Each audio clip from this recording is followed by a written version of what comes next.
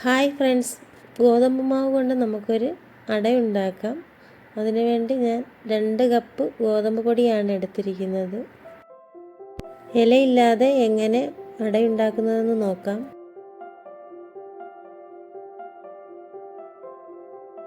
Air ഫ്രയറിലും വേണമെങ്കിൽ നമുക്കിത് ചുട്ടെടുക്കാം.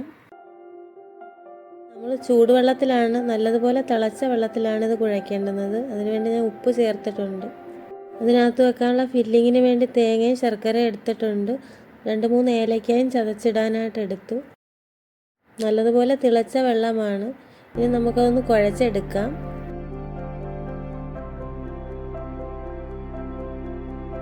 അരമുറി തേങ്ങയിലേക്ക് ഒരു 100 ഗ്രാം ശർക്കരയ്ക്കാണ് എടുത്തിരിക്കുന്നത്. മാവെല്ലാം ഉരുളകളായി ഉരുട്ടി വെച്ച് കുറച്ച് എണ്ണ തേച്ചിട്ട് വേണം മാവ് ഉരുട്ടിയെടുക്കാൻ. ഇനി നമുക്ക് ചപ്പാത്തി പോലെ പ്രസ്സിൽ അടിച്ചതിന് ശേഷം ഈ അച്ചിൽ വെച്ച് പ്രസ് ചെയ്തെടുക്കാം. ഇനി നമുക്ക് ഫില്ലിങ് വെക്കാൻ തേങ്ങയും ശർക്കരയും ഏലക്കായും കൂടിയാണ്. ഇതുപോലെ ഒന്ന് മടക്കി പ്രസ് ചെയ്തെടുക്കാം.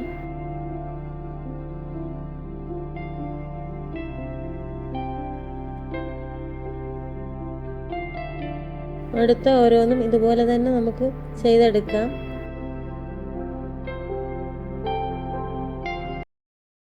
ഇപ്പോൾ ഇഡ്ഡലി ചെമ്പിൽ വെച്ച് ആവിയിലാണ് പുഴുങ്ങിയെടുക്കുന്നത്. എണ്ണ വേണ്ടാത്തവർക്ക് പുഴുങ്ങിയെടുക്കാം, വേണ്ടുന്നവർക്ക് പൊരിച്ചും എടുക്കാം.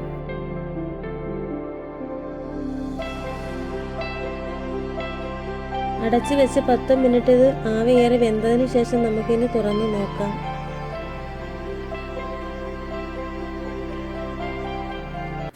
ഞാനിവിടെ 4-5 അട പൊരിച്ചു എടുക്കുന്നുണ്ട്.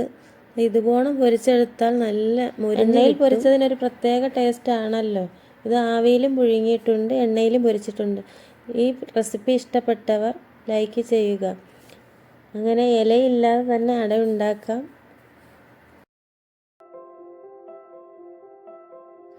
എണ്ണയിലിട്ടത് നല്ലതുപോലെ പൊള്ളി വന്നിട്ടുണ്ട്. അങ്ങനെ സ്വാദിഷ്ടമായ ഇലയില്ലാത്ത അട റെഡിയായിട്ടുണ്ട്.